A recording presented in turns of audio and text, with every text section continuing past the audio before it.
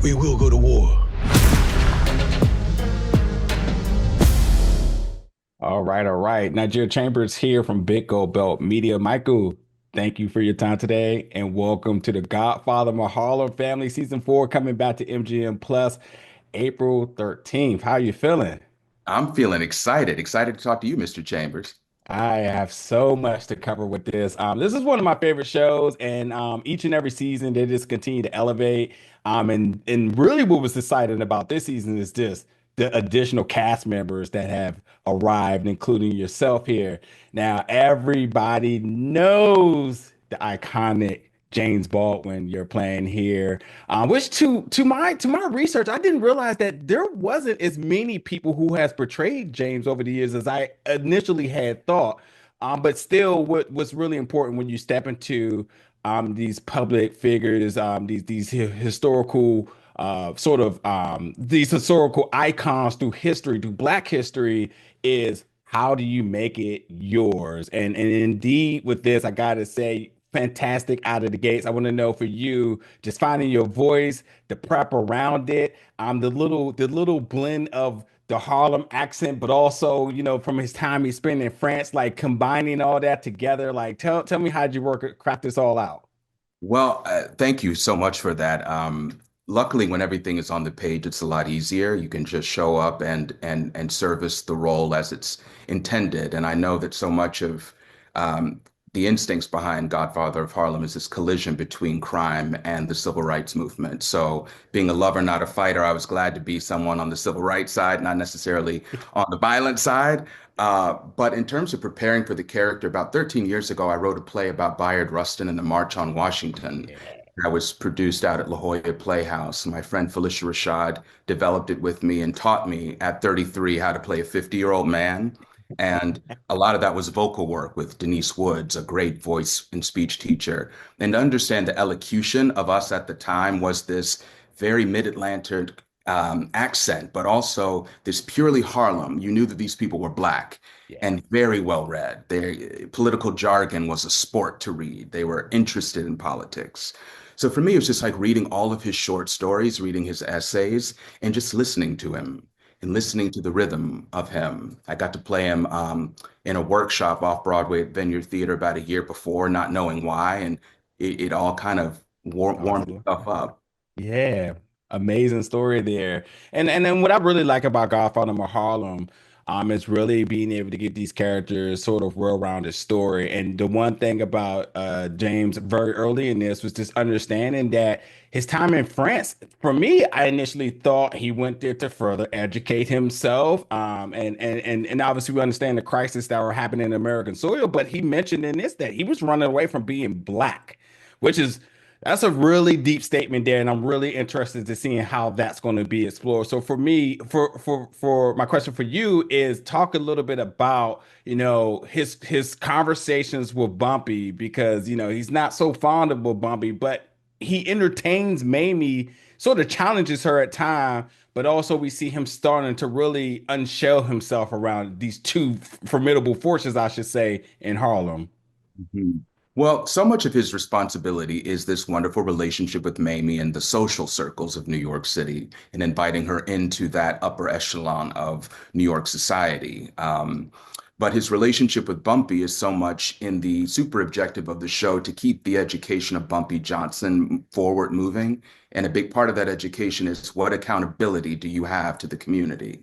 The community that, as you said, he did run from because not just that he was Black, but that he was Black, gay, unattractive, and all these other adjectives that people put on top of him, where in France, those kinds of adjectives just didn't limit.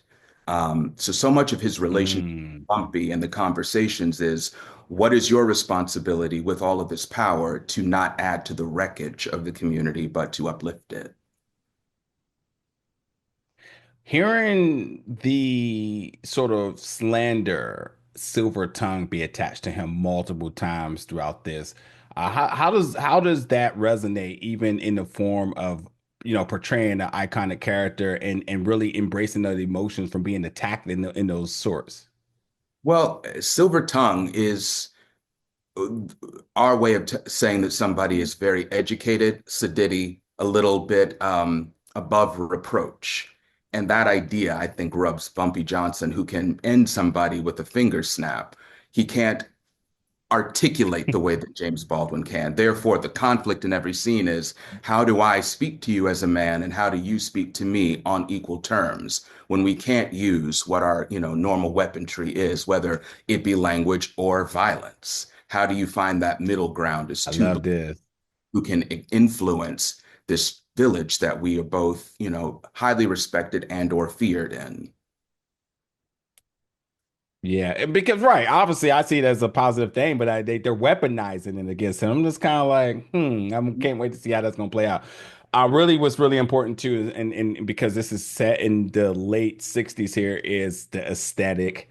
Getting the look, the fashion choices. Talk about the collaboration with the production team to really bring this to life. From seeing the scene too at that.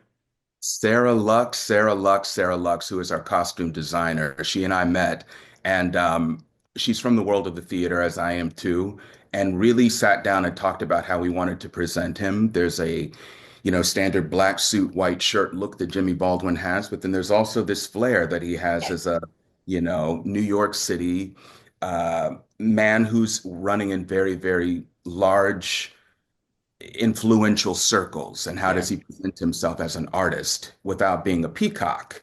And Sarah really found this really great way to present him and to make me feel comfortable being him. Um, they're incredible, but also it's the world of the 60s. You have New York City as the backdrop here, which, we're not shooting in LA for New York. It's New York and all of the energy that comes with it, which does Yeah. half of the work.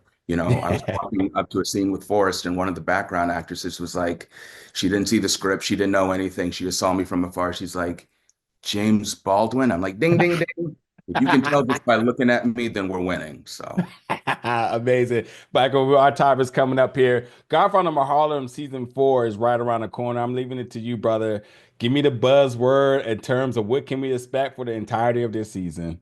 well, what you expect is a continuation of the incredible momentum that started for 3 seasons. What Chris Brancato and his team have done has been so important. It's like the Black Italian, The Crown for me. It's historical, but it's this wonderful human story of families and what we do to get what we need for our Mm. families, in spite of all odds. And that not only continues, but the stakes are raised with new wonderful performances. Rome Flynn, it's so fantastic. There's all kinds of new cats on the show. So I hope everybody checks it out April 13th and really spread the word because the show deserves the biggest audience possible. Daggone right about that. Michael, thank you so much for your time. Welcome to the family. It's been a pleasure talking to you about Thank this you. season. Thank you, Mr. Chambers. Anytime, brother. Ridiculous.